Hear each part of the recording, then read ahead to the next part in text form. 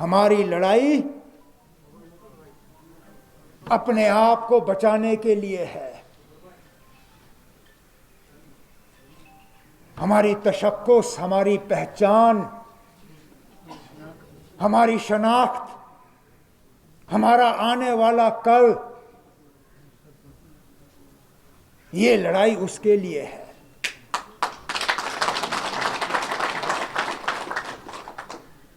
इन दिल्ली वालों ने कोई हरबा नहीं छोड़ा हमें कमजोर करने के लिए और बांटने के लिए। काश जो अकल हमें अब आई है एक साथ काम करने की, काश ये अकल हमें पहले आई होती, शायद ये नौबत नहीं आती।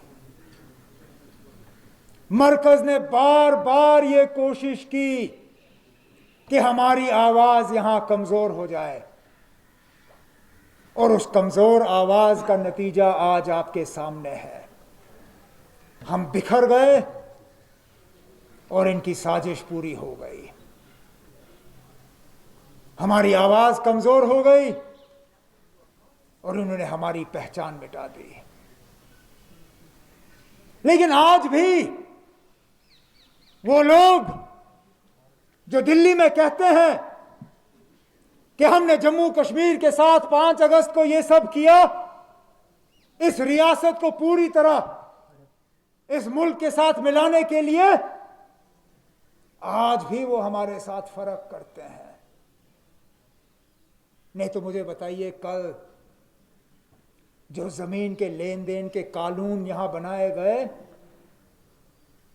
इससे मजबूत कानून तो और रियासतों में है। आज भी इस मुल्क का बाशिंदा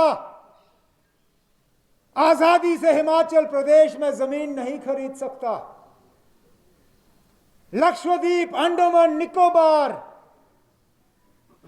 नागालैंड, मेघालय, सिक्किम, मैं कितनी रियासतों के नाम लूं जहां इस मुल्क का बाशिंदा जमीन नहीं खरीद सकता।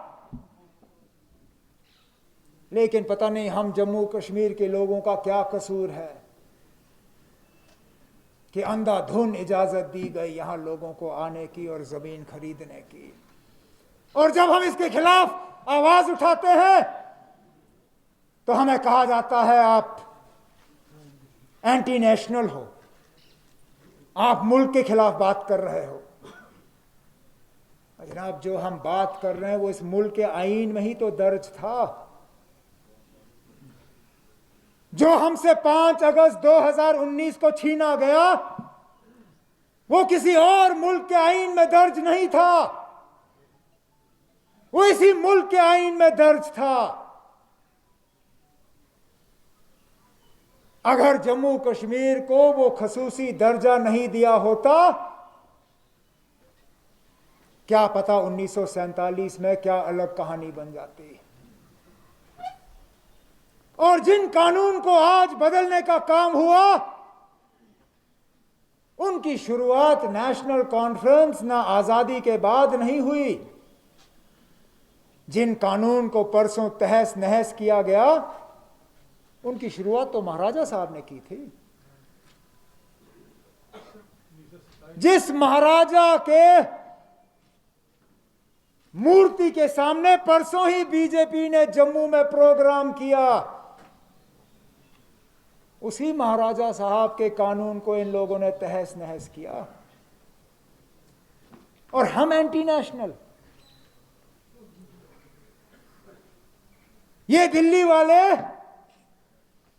जब नागालैंड वालों से बात करते हैं, जिस नागालैंड का लीडर ये कहता है कि ना हमें हिंदुस्तान का आईन मंजूर है, ना हमें हिंदुस्तान का झंडा मंजूर है, ना हिंदुस्तान की सालमियत मंजूर है, उनके साथ तो आप बातचीत करते हो। उनका नाम तो मैं आपके टीवी चैनलों पे नहीं देखता हूं, ये कहते हुए कि ये जी देशद्रोही है, एंटी नेशनल है। लेकिन जब यहां के लोग अपनी जमीन को बचाने के लिए, अपनी पहचान को बचाने के लिए, अपनी शनाख्त को बचाने के लिए आवाज उठाते हैं, तो सीधा आप कहते हो ना, आप ये तो मुल्क के खिलाफ बगावत कर रहे हैं। जनाब, जिस जगह हम आज बैठे हैं, जिस झंडे के तले आज हम ये प्रोग्राम कर रहे हैं, अगर हमें मुल्क के खिलाफ बगावत करनी होती तो 1947 में हमारा अदना वर्कर मकबूल शेरवानी बारामुल्ला में वो रोल अदा नहीं करता जिसके लिए आज भी उन्हें सराहा जाता है। मास्टर अब्दुल अजीज, अरे ना, मैं किन किन लीडरों का और वर्करों का नाम लूं जो पिछले 30 साल में गोलियों के शिकार हुए, ग्रेनेड के शिकार हुए, माइन ब्लास्ट के शिकार हुए,